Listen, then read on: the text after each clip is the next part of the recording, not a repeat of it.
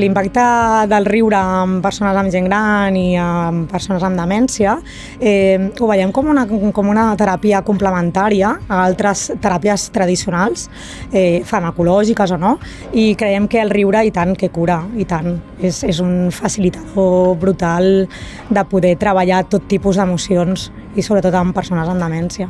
El fet de que vinguin els pallapupes i facin una intervenció és un altre entorn, per tant, és coses que a nosaltres ens serveix com a eina i en la nostra tasca diària, diguem, que és acompanyar les persones.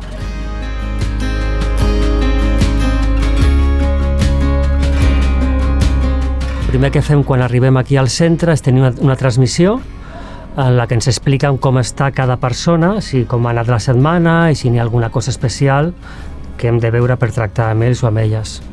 Treballem molt des de la validació d'on estan ells. Sempre, acceptem el lloc on estan ells i a partir d'allà treballem. Sempre tenim un tema i treballem aquest tema.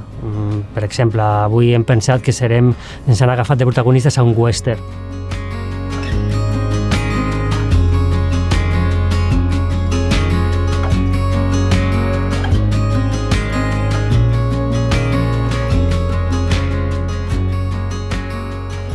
A través de l'humor el que provem, el que volem és primer canviar l'atmosfera de l'espai en moments en què l'atmosfera està molt baixa o més trista, llavors canviar-ho, poder fer també que ells connectin amb les emocions, que es connectin també entre ells i entre elles.